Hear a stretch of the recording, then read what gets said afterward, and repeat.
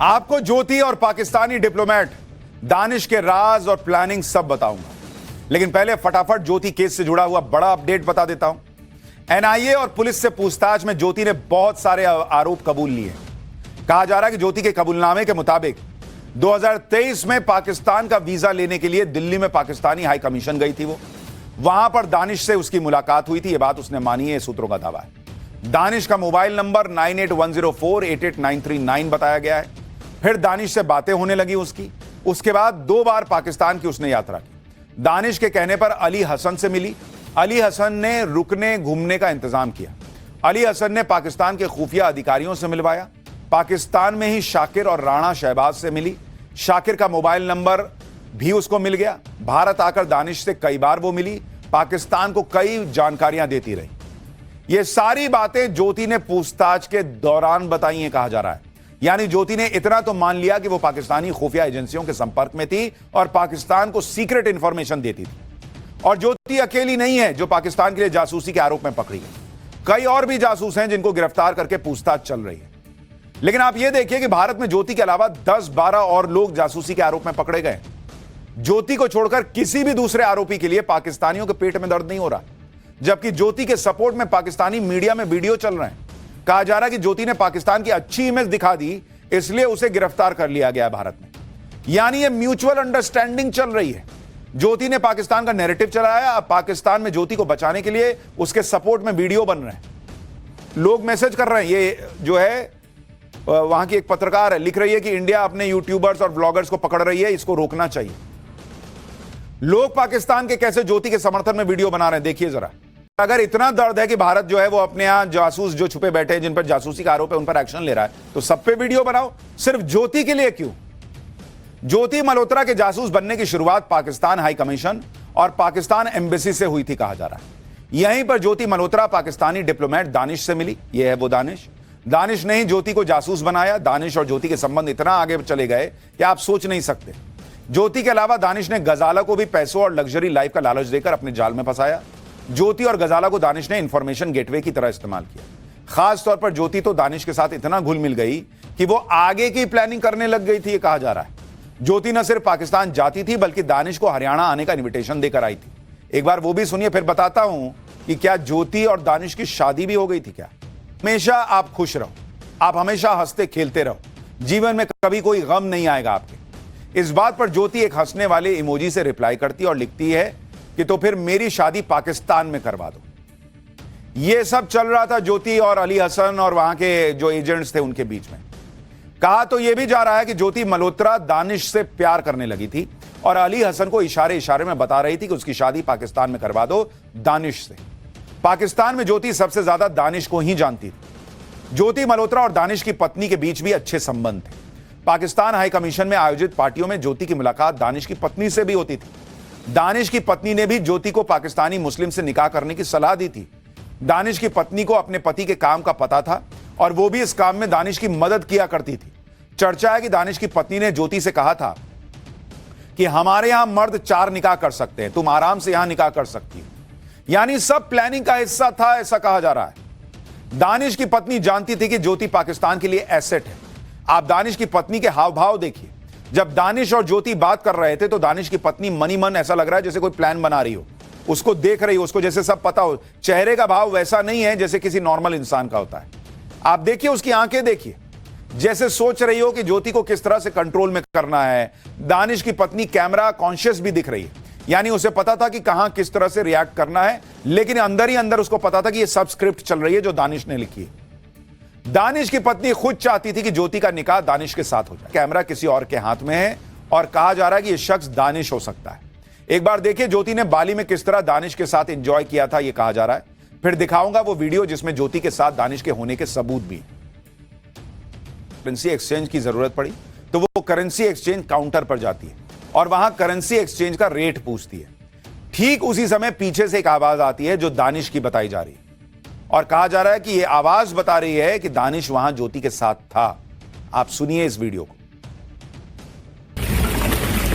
24 घंटे में भारत छोड़ने का आदेश दे दिया गया है।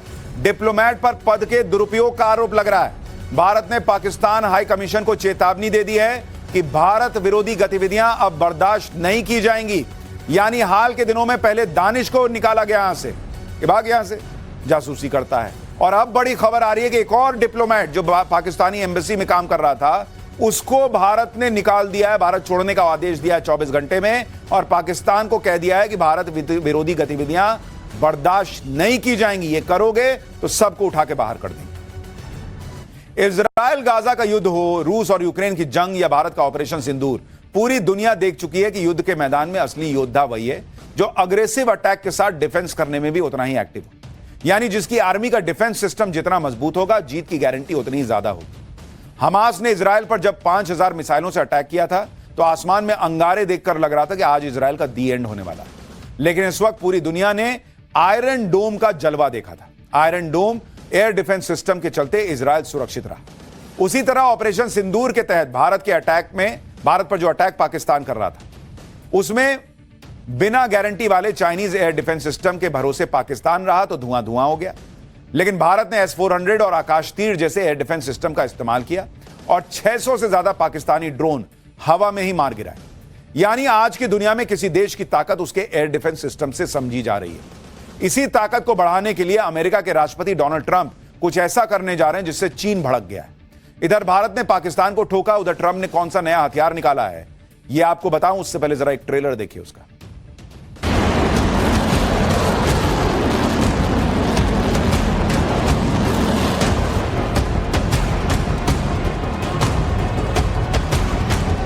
के मिसाइल अटैक किया, अपनी पूरी टेक्नोलॉजी लगाकर अमेरिका के सभी एयर डिफेंस सिस्टम फेल भी कर दिए, तो अमेरिका अपने सैटेलाइट की मदद से मिसाइल अटैक कर देगा और दुश्मन की मिसाइलों को तबाह कर देगा। इसका सीधा मतलब है कि अमेरिका अब सैटेलाइट के जरिए मिसाइल दागने की तैयारी कर रहा है। ऐसा कई बार सुना गया है कि रूस और चीन ने भी ऐसी टेक्नोलॉजी बना ली है कि वो स्पेस से ही कंट्रोल करके किसी भी देश पर अटैक कर सकते हैं। यानी रूस और चीन भी स्पेस वॉर के लिए पहले से तैयार हैं। हालांकि दोनों ही देशों ने इसका कोई ऑफिशियल अनाउंसमेंट आज तक नहीं किया, लेकिन अमेरिका ने तो गोल्डन डोम डिफेंस शील्ड बनाने का ऐलान कर दिया। हालांकि यह भी सच है कि रूस और चीन ने ऐसी मिसाइलें तो बना ली हैं जिनके निशाने पर अमेरिका है। यही वजह है कि अमेरिका अब तक का सबसे घातक एयर डिफेंस सिस्टम बनाने जा रहा है। दरअसल अमेरिका ने पिछले 40 साल से अपने मिसाइल डिफेंस सिस्टम में कोई बहुत बड़ा चेंज नहीं किया है, लेकिन पिछले कुछ सालों में जिस तरह से वेपन वॉर शुरू हुई है और छोटे देशों ने बड़े देशों को आंख दिखानी शुरू की है, उसके बाद अमेरिका को ऐसे डिफेंस सिस्टम की दरकार है। आप देखिए, रूस से कई गुना कमजोर यूक्रेन जंग के मैदान में, हमास ने इजराइल पर हमला कर दिया तो चीन के दम पर फूलने वाले पाकिस्तान ने भी भारत पर स्वर्ण ड्रोन से अटैक किया था। ऐसे में अमेरिका चाहता है कि वो ऐसा एयर डिफेंस सिस्टम तैयार कर ले कि कोई भी देश उसे आंख दिखाने की हिम्मत ही ना कर पाए। इसी प्लान के तहत वो गोल्डन डोम शील्ड तैयार कर रहा है। गोल्डन डोम की खासियत जानेंगे तो आप भी हैरान रह जाएंगे। गोल्डन डोम को अंतरिक्ष, जमीन और समुद्र तीनों जगहों के हमले को रोकने के लिए डिजाइन किया जा रहा है। यह ऐसी तकनीक से लैस होगा जो दुश्मन की मिसाइल को लॉन्च होते ही ट्रैक कर लेगा और रास्ते में तबाह कर देगा। यानी अगर अमेरिका पर स्पेस यानी अंतरिक्ष से भी अटैक हो जाए तो गोल्डन डोम अमेरिका के लिए कवच की तरह काम करेगा। इसमें मल्टी लेयर इंटरसेप्टर लगे होंगे। गोल्डन डोम सैकड़ों सैटेलाइट्स के नेटवर्क के दम पर काम करेगा। यह अटैक करने आ रही मिसाइलों को उसके उड़ान के अलग अलग स्टेज में रोकने में सक्षम होगा। कुछ सैटेलाइट निगरानी करेंगे जबकि और सैटेलाइट्स अटैकिंग इंटरसेप्टर से लैस होंगे। ये स्पेस बेस्ड इंफ्रारेड सिस्टम मिसाइलों को हवा में या अंतरिक्ष में ही नष्ट कर देंगे। गोल्डन डोम के सेंसर दुनिया के किसी भी हिस्से में दागी गई मिसाइलों का तुरंत पता लगाएंगे और वक्त रहते उन्हें बेअसर करके ही दम लेंगे। आप ये जानकर हैरान रह जाएंगे कि गोल्डन डोम, तुम लोग भी उठो उठो, आ रहा है, मिसाइल आ रहा है। दुश्मन की मिसाइल को ट्रैक किया जाने लगेगा कि देखो कहां पहुंचा, देखो अगला नाका क्रॉस किया क्या। फिर टारगेट को कंफर्म करते ही इंटरसेप्टर लॉन्च होगा। यह तुम निकलो, जाओ, रुको, मारो उसको हवा में। फिर सिग्नल मिसाइल इंटरसेप्टर को टारगेट की तरफ भेजा जाएगा। इंटरसेप्टर से दुश्मन की मिसाइल को ट्रैक करके इसके बाद बेस पर मौजूद मिसाइलें एक्टिव हो जाएंगी। टारगेट को पूरी तरह से कंफर्म करने के बाद उसे लॉक किया जाएगा कि हो गया, अब इसको मार देते हैं।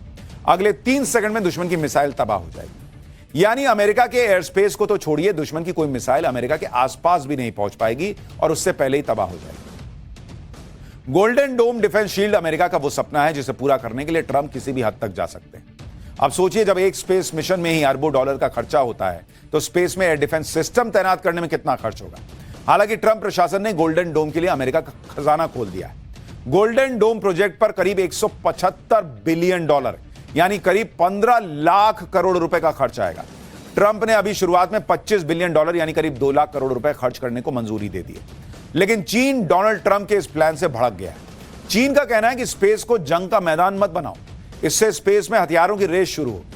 अमेरिका सिर्फ खुद के बारे में सोचकर बाकी सभी के लिए सुरक्षा के सिद्धांतों का उल्लंघन कर रहा है, यह चीन बता रहा है। लेकिन ट्रंप मानने वाले हैं। वैसे भी अमेरिका के राष्ट्रीय खुफिया निदेशक कार्यालय ने 2 साल पहले 2023 में एक रिपोर्ट जारी की थी। इस रिपोर्ट में अमेरिका को किन किन देशों से खतरा इस बारे में जानकारी थी। इसमें चीन का नाम था, रूस का नाम था, नॉर्थ कोरिया का नाम था और ईरान को अमेरिका के लिए बड़ा खतरा बताया गया था। अमेरिका को सबसे बड़ा खतरा रूस की RS-28 सरमत मिसाइल से, जिसकी रेंज 18,000 किलोमीटर है। इसे अमेरिका पर अटैक के मकसद से ही तैयार किया गया है। इसलिए अमेरिका समेत पूरे यूरोप में इसे पुतिन का शैतान कहा जाता है। रूस की यह मिसाइल एक बार में 15 परमाणु बमों के साथ अमेरिका पर अटैक कर सकती है। अमेरिका के लिए रूस ने जिस दूसरी मिसाइल को बनाकर रखा है उसका नाम है एवांगार्ड हाइपरसोनिक मिसाइल, जो 20 मैक की रफ्तार से वार करती है। 20 मैक मतलब आवाज की जो गति होती है, ध्वनि की गति, उससे 20 गुना ज्यादा। रूस का दावा है कि इस मिसाइल को रोकना सपने में भी मुश्किल है। दूसरी तरफ चीन है, जिसका दावा है कि उसकी सबसे ताकतवर मिसाइल का नाम है DF-41। चीन का दावा है कि यह मिसाइल 15,000 किलोमीटर तक वार कर सकती है। वहीं दूसरी मिसाइल है DF-17। DF-17 हाइपरसोनिक मिसाइल है जो रास्ता बदलकर चकमा भी दे सकती है। चीन का दावा है कि ये दोनों अंतरिक्ष में सैटेलाइट को भी निशाना बना सकते हैं। यानी भयंकर तरीके से युद्ध की तैयारी दुनिया भर में चल रही है और भारत ने जो ताकत दिखाई उससे अब बाकियों को भी लग रहा है कि यार थोड़ा तो मामला टाइट रखना पड़ेगा।